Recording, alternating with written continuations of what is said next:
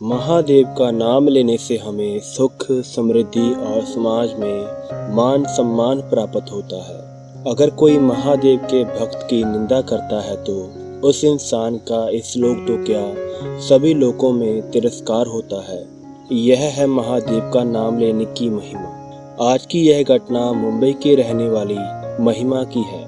महिमा इंटरनेशनल हवाई जहाज में एयर होस्टेस थी।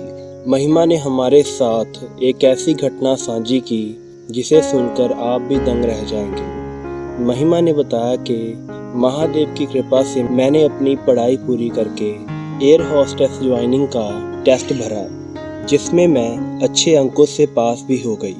फिर ट्रेनिंग के बाद मैंने छोटी फ्लाइट्स में एयर होस्टेस की ड्यूटी की।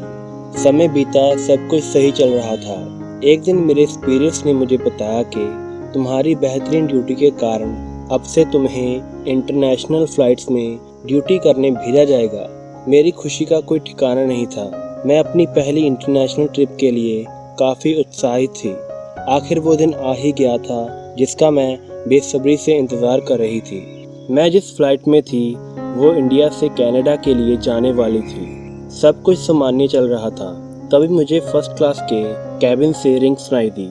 मैं उस यात्री के पास गई जिसने रिंग बजाई थी और पूछा, सर मैं आपकी किस प्रकार से सहायता कर सकती हूँ। वो 35 साल का खड़ूस किस्म का व्यक्ति था। वो व्यक्ति गुस्से से बोला कि तुम्हें यहाँ पर आने में इतनी देर क्यों लगी। मैंने उससे कहा कि सर मैं पीछे वाले कैबिन के यात्री को डिनर दे रही थी। तो उसने कहा कि तुम्हारी सबसे पहली ड्यूटी फर्स्ट क्लास वालों की सेवा करना है, ना कि उन इकोनॉमी क्लास वालों की। मैंने उसे सॉरी कहा और वहाँ से चल पड़ी। मैं वहाँ से अभी गई ही थी कि उसने फिर से रिंग बजाई। मैं वहाँ गई तो उसने मुझसे शैम्पेन का गिलास मांगा। मैंने उसको शैम्पेन लाकर दी।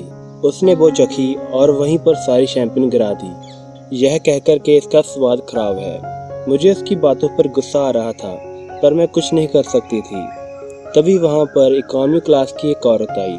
उसने मुझे कहा कि बेटा मैंने आपसे कंबल मांगा था। तभी मुझे याद आया कि इस चक्कर में मैं उस औरत को कंबल देना भूल गई हूँ।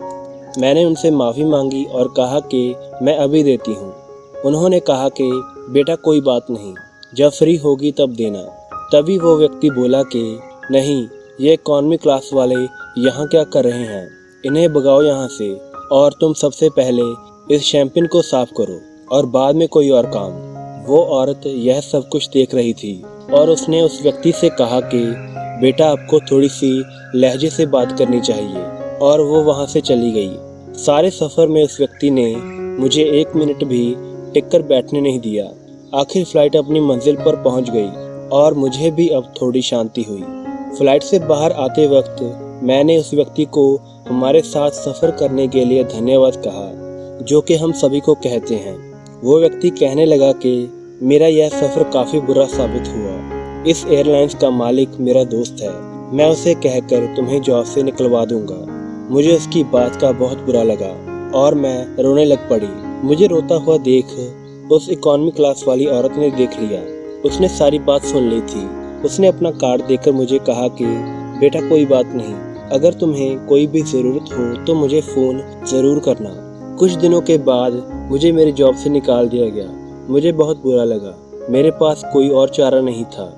तभी मुझे उस औरत का ख्याल आया जिसने मुझे अपना कार्ड दिया था। मैंने उसको कॉल किया और सारी बात बताई। उसने मुझे ऑफिस में आकर मिलने को कहा। जब मैं उस औरत से मिलने गई तो हैरान रह गई, क्योंकि वो एक बहुत बड़ी कंपनी की मालिक थी, जिसकी कंपनी में हज़ारों लोग काम करते थे। उसने बिना इंटरव्यू लिए मुझे अपनी पर्सनल असिस्टेंट रख लिया। कुछ दिनों के बाद कंपनी में वही व्यक्ति आया जिसने एरोप्लेन में मेरे साथ बुरा व्यवहार किया था। वो व्यक्ति जिस जॉब के लिए इतना अकड़ रहा था वो इसी ऑफिस में थी। पर जब उसने मुझे और उस इकोनॉमी क्लास वाली औरत को देखा तो वो हैरान रह गया। उसके पैरों तले से ज़मीन खिसक गई। वो जिस जॉब के इंटरव्यू के लिए इतना अकड़ रहा था वो धरा का धरा रह गया और वह शर्मिंदा होकर वहाँ से भाग गया। तब उस औरत ने मुझे कहा कि ज़िंदगी में आप चाहे जितने मर्जी बड़े इंसान बन जाओ, आपके पास दुनिया की सारी दौलत क्यों ना आ जाए, फिर भी आपको सादा जीवन जीना चाहिए और दूसरों से अच्छा व्यवहार करना चाहिए।